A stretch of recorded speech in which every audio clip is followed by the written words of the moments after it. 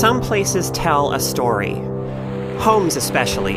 For the people who live there, every knickknack on the shelf, every little dent in the wall, every refrigerator magnet or faded photograph or chipped mug can be part of their shared history as a family, part of the tapestry of memories, both joyous and painful, that binds them together. Gone Home gives you a house to explore, and as you do so, that house slowly reveals to you the story of the people who live there. That story is intimate and honest and beautiful, and the active way in which you piece that story together, coming to understand the Greenbrier family through the things you find as you investigate their house, makes Gone Home one of the most captivating story-driven games in the medium's history.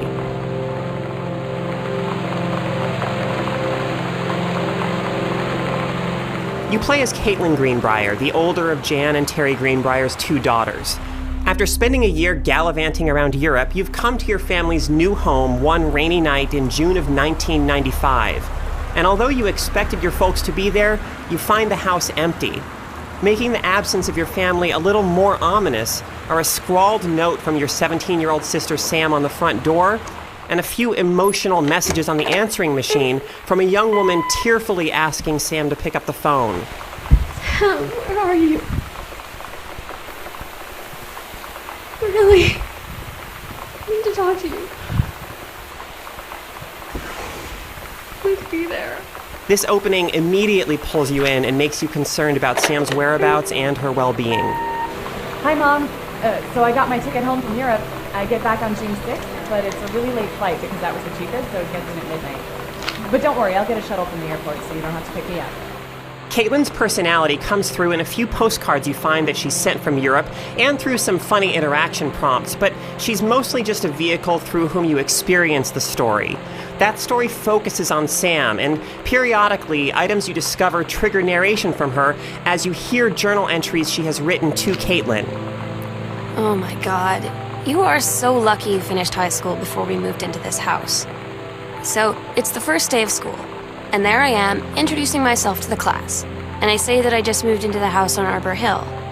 All of a sudden, every kid in the room turns and just stares like I suddenly transformed into a mutant. I just stood there, wishing pretty hard for a rewind button. The story of a connection Sam forms with a classmate is a remarkable one for a number of reasons.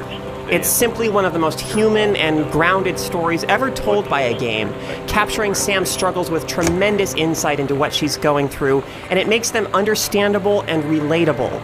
You'll repeatedly find yourself nodding along as she describes her feelings because the writing precisely and tenderly captures exactly what those experiences are like. When you live in one place your whole life, your next door neighbor is kind of like your default friend. And Daniel only got weirder over the years. The honesty with which she reveals herself to you through her journal entries and the excellent voice acting with which these journals are narrated is deeply moving. By the time you've solved the mystery of what's happened to her, both she and the place you explore as you find out about her will have left a lasting mark on you.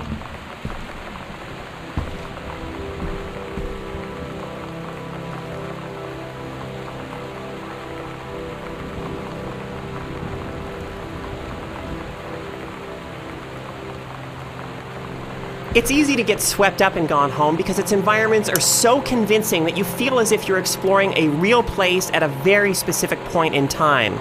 In fact, if you lived through the mid-90s, Gone Home may feel like something of a time machine. But you don't need an emotional connection to the era to appreciate just how well Gone Home captures the texture of the time period, any more than you need to have lived through the 60s to appreciate the attention to detail on Mad Men. As you find out what the Greenbriers have been going through, there are no puzzles to solve, no enemies to defeat. There's nothing to take you out of your journey of discovery.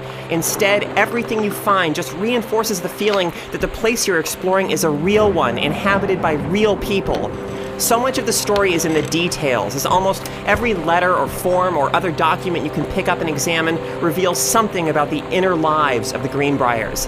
It's wonderful the way the game respects your intelligence, trusting you to understand how each piece fits into the overall puzzle rather than spelling it out for you. These items aren't like the audio logs and journal entries you find in so many games that are clearly left around just to give you, the player, some narrative context.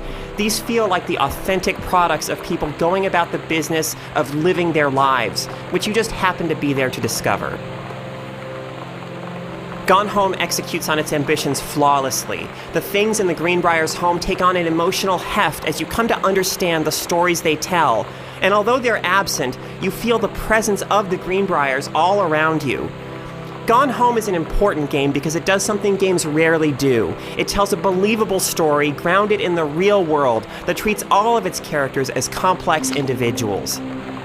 So you know what they say about the best laid plans of mice and men? Yeah, turns out it applies to Street Fighter too.